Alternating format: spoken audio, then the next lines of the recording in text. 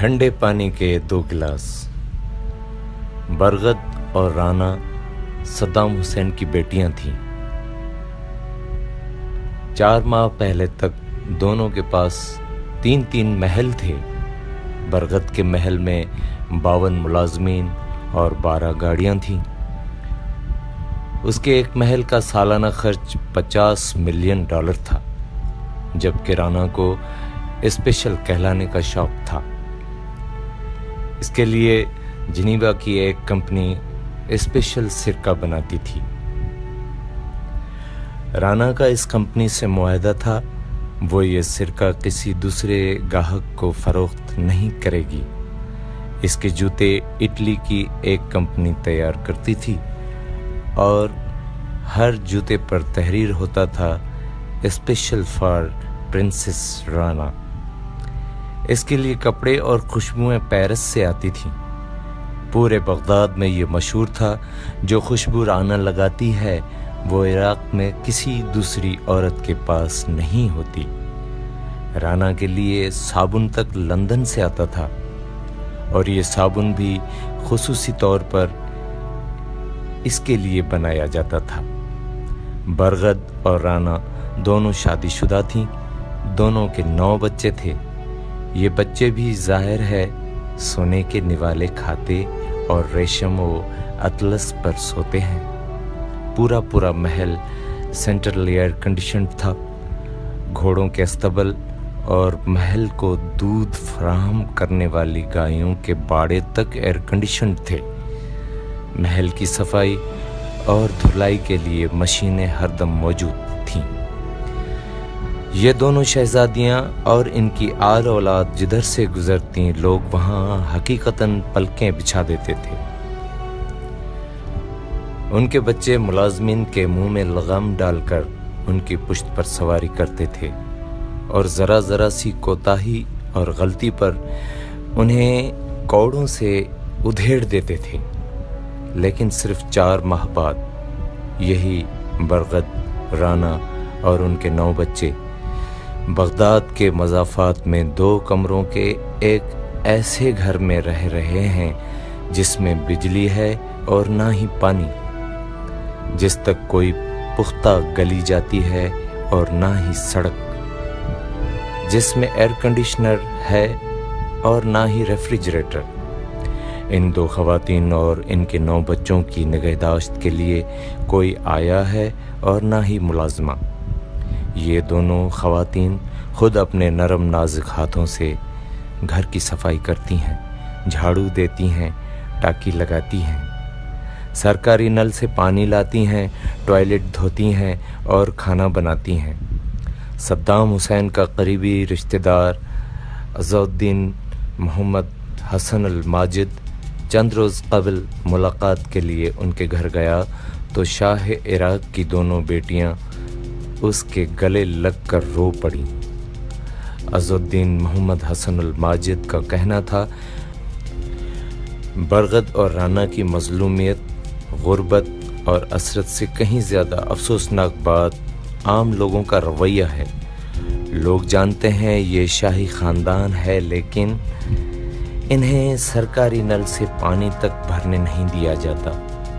لوگ ان سے یوں کتراتے ہیں جیسے اچھوت کے مریضوں سے پرہیز کیا جاتا ہے۔ یہ ہے اس صدام حسین اور اس کے خاندان کا انجام، جس کا کچھ عرصہ پہلے تک پورے عراق میں طوطی بولتا تھا۔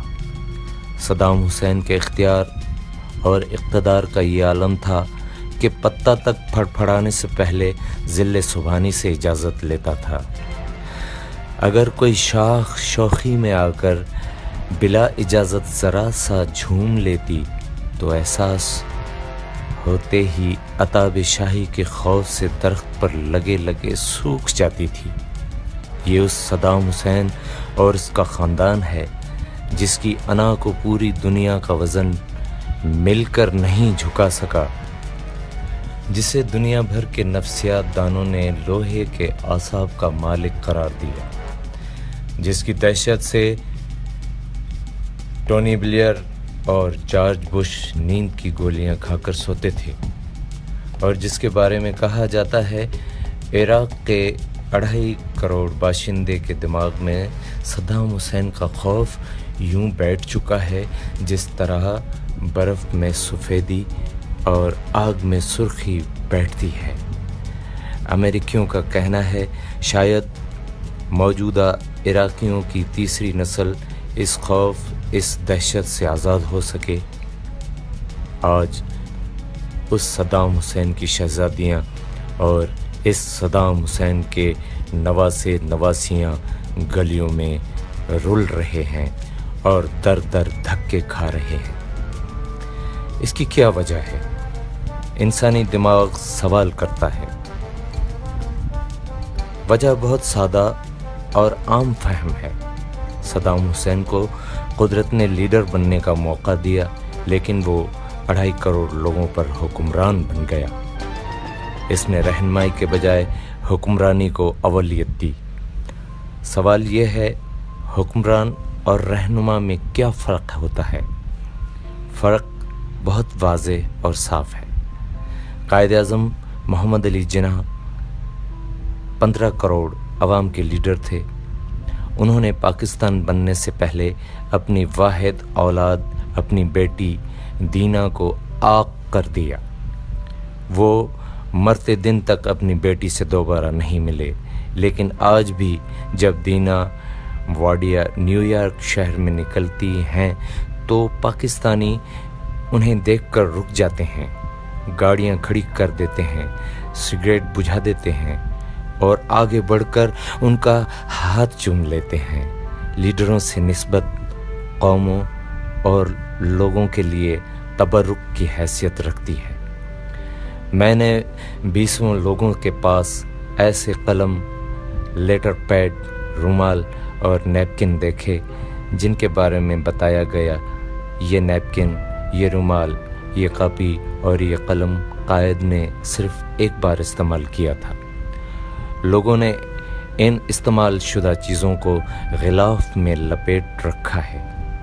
رہے حکمران تو اس ملک میں کتنے لوگ ہوں گے جن کو معلوم ہوگا غلام محمد، سکندر مرزا، فیروز خان نون، ایوب خان، یحییٰ خان، جنرل ضیاء اور محمد خان جنیجو کس جگہ دفن ہیں اور ان کی اولاد کس کس دفتر میں ملازمت کر رہی ہے۔ قدرت جب کسی شخص کو اقتدار سونپتی ہے تو اسے دونوں مواقع دیتی ہے، وہ لیڈر بن جائے یا حکمران۔ وہ 2 کمرے کے فلیٹ میں رہے، عام بس میں سفر کرے، لوگوں کے ساتھ عام کھانا کھائے، یا پھر 110 کنال کے ہاؤس میں رہے، 30 گاڑیوں کی کانوائے میں سفر کرے اور ضیافتیں اڑائے۔ لیکن افسوس، دنیا میں لیڈر بننے والے کم اور صدام حسین کہلانے والے زیادہ لوگ ہیں۔ چنانچہ جب مہلت ختم ہوتی ہے، جب آنکھ کھلتی ہے تو شہزادے سڑکوں پر بھیک مانگ رہے ہوتے ہیں اور شہزادیاں بالٹیاں پکڑ کر سرکاری نل کے سامنے کھڑی ہوتی ہیں۔ وہ اولاد جس کے لیے انسان پوری زندگی آسائشیں جمع کرتا رہتا ہے، وہ 2 کمروں کے مکان میں ملتی ہے، اور اس وقت بجلی کا 1 پنکھا اور ٹھنڈے پانی کے 2 گلاس اس اولاد کی سب سے بڑی خواہش ہوتی ہے۔